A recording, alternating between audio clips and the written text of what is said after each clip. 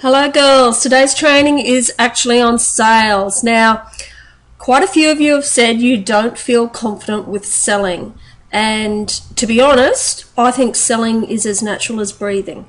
The reason why is it all depends on what your focus is. So, are you focused on getting a sale, or are you truly focused on serving your customers and helping them to solve their problems? Because that will depend on how you go about it.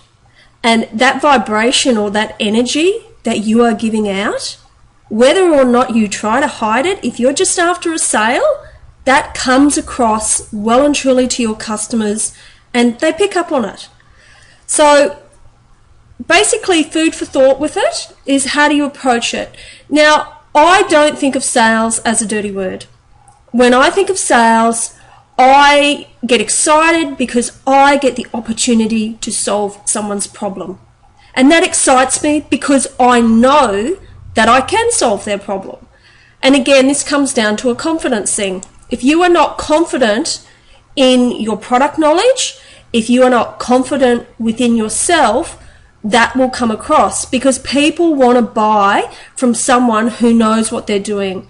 You wouldn't go and have surgery from someone who goes, well, I think I might be able to fix it, but I'm not really sure. You want to go to someone who is confident that they know what they're doing and they're confident that they can fix your problem. So my only suggestion to you is, if you're not confident, is to study your products, learn a little bit more each week. It will come to you.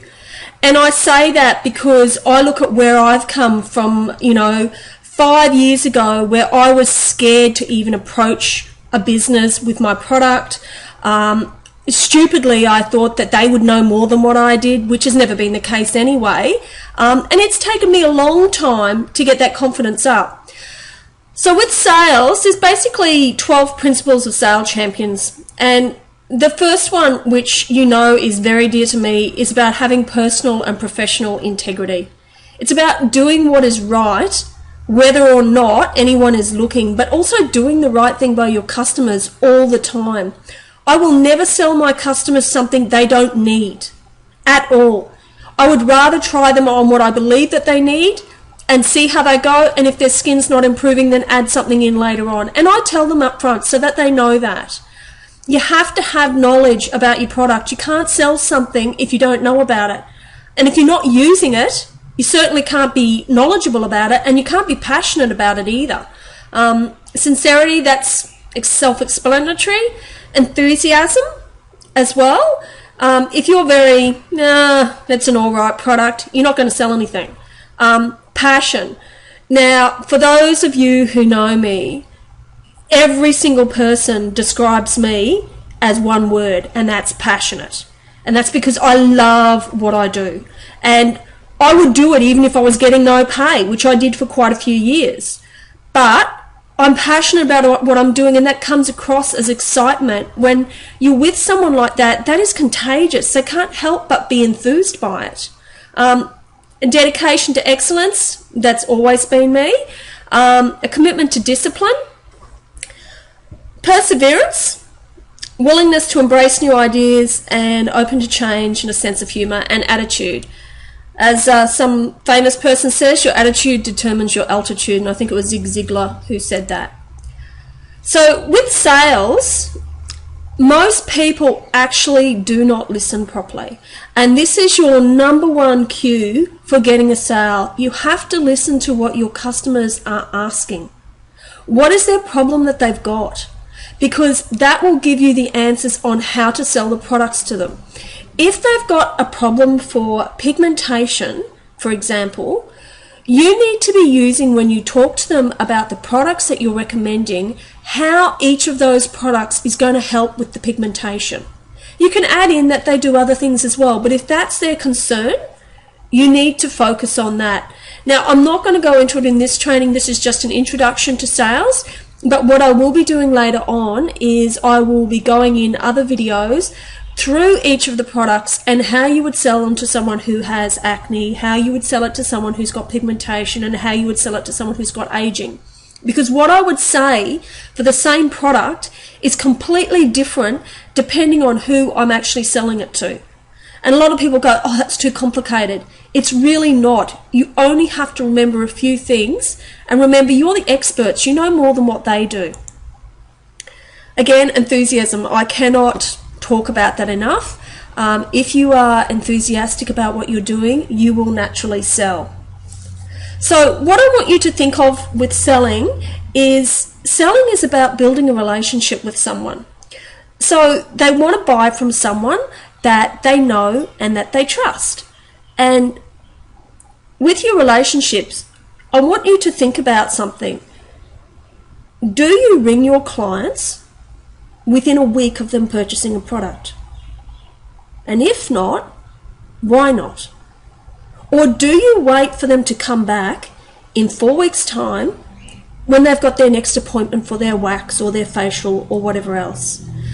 And the reason why I bring that up is because if they're going to have a problem with their skin, they're going to do it within the first week. And it's a thing called buyer's remorse. And what happens is they purchase something and they're sort of going, oh, have I made the right decision?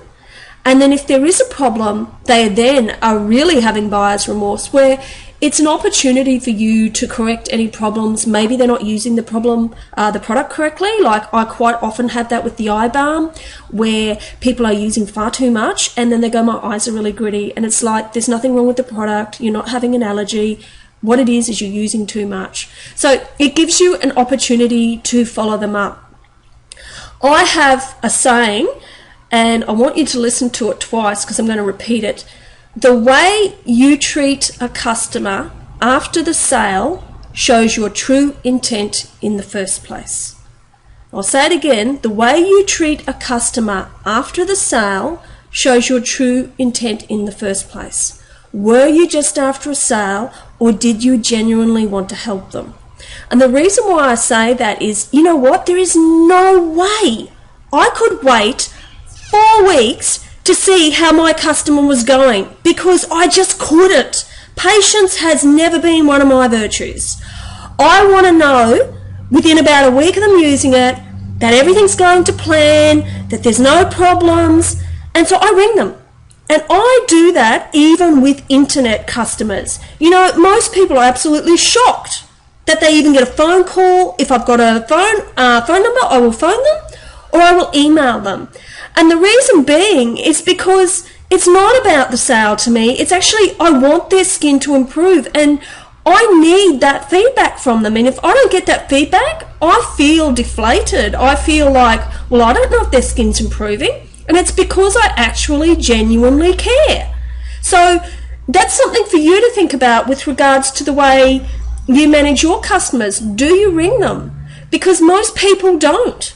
Most people don't follow up their customers. They leave them until the 4 weeks. And then they sort of wonder why they're not as receptive possibly. I mean, if they've had no problems, fantastic. But if they do, then you've sort of got a bit of a hard battle trying to win them back over again. Now, what I've done here looks a bit odd, but basically what I'm wanting to talk about is keeping your own prejudices out of the sales equation. So what I mean is, if you're a bargain hunter and someone says to you, oh, it's a bit too much, I can't afford it, you'll accept that thing, when quite often it's not that they can't afford it, and it's not that they don't want to spend the money, it's they're not convinced that the product is going to deliver the results or it's going to do what you say it's going to do, basically. And I have seen this, I don't know how many times. When I had my business down Fulham Road, I had my business partner had someone come in and she wanted to purchase something. Now, our most expensive cream at the time was $125. She did not even recommend the $125 cream to this client, even though that's what she needed. She recommended the $65 one because she made a judgment call that she couldn't afford it. Now, do you know that customer got really irate? In fact, came in and saw me the following day and was most offended that she hadn't been offered the most expensive cream. I will let you know now. Guess what our best seller is? It's the $200 cream. It's the Reactive Skins cream, followed by Milk Repair, which is $150, followed by stem cell, which is $130. You know, I don't even sell a $65 cream to anyone. No one buys it, because the only people that that's suited to is someone who is pretty much under 25, 25 to maybe 28 might still get away with it. But anyone who's 28 and above, it isn't going to address what they want done in their skin with aging. So with your client, you've got someone here, which is someone who is pre-Rococo use, and they want to be over here, which is D. And to get from here to here, they need either the stem cell, they need the reactive skins, they need the milk repair, or something to get them there. But what I'll often find is people will go, oh, that's going to cost them $300. We can't sell them that because they can't afford it. And then so they sell them like the evergreen cream, which is A to B. And you know what's going to happen? They'll get to here and they'll go, well, gee, I'm not getting these results. It's like, well, no, you're not. You're never going to get those results because you didn't sell them what they needed and you didn't sell them what they wanted. And if you think that if you think that you're doing the wrong thing, can I just share with you, when I had my business in Brisbane, I was afraid of selling to my customers. I need to find out that my customers were going and buying stuff elsewhere because I wasn't looking after them. I wasn't servicing their needs, so they went somewhere else to get it. And I actually had, like, one of them was mascara, and I had mascara there, and yet, but they weren't buying it from me. They were buying from someone else. It's the same with this, with A to C. You know, if they need this, don't sell them these two because they're not going to get what they want. What I do when I have a client is, if they need to go from A to D, I explain to them, this is what you need to get your skin where you need to go. Now, I could sell you something cheaper, but you know what? You're not going to be happy with it, and I don't want you to buy our product and then not be happy with the results, because they're not going to get the results that they want. I never also apologize for the price, ever. Our products are very well priced when you compare them with comparative products in the market. And as you know, and I say this to my customers, I make a product to work, I don't make it to a price bracket. So if I sat there and go, oh, well, gee, I only want to spend, you know, retail price $70, no more than that, I would then be sitting there culling ingredients going, oh, well, gee, we can't put that in because that's going to be too expensive. And that just makes me the same as everybody else. And why would I want to do that? So it's really about, selling is about identifying what problems your clients have and targeting the right products to it. And you know what? If they can't afford it, they'll tell you. Don't make the assumption. They'll say, I can't afford that. And then you can go, well, there's this option, which is what I do. So if they say they can't afford the more expensive one because that's what they need, I say, there's this option. You can do this, it will do this, this, and this with your skin. However, you're not going to get these benefits. And then my next question is, what would you like to do? Because you have to ask for the sale. They're not going to volunteer themselves usually to say, yep, okay, I'm going to purchase it. And it's not rude to ask for it. You know, you're making them to asking them to make a decision basically on whether they want to purchase. If they don't want to purchase, that's fine. But to be quite honest, rarely ever does no one purchase, because if you've convinced them that you know what you're doing, if you've convinced them that the product is going to deliver the results, which it is, and we do have a 100% money back guarantee on our products, so there's no problem. They've got no risk from their perspective. If they use the product and it doesn't work, they can have their money back. But, you know, at the same token, they need to do the right thing by us, and they also need to purchase the full skincare system because everything works in together. So that's just basically an introduction to sales today, just to get your head around it and to perhaps have a different focus on it. You know, don't think about it as, you know, you're flogging them a product. Look, I don't set out to go, I'm going to sell this much money this month, because, you know, as soon as you start chasing it, your intention isn't pure anymore. That's the only way I can describe it.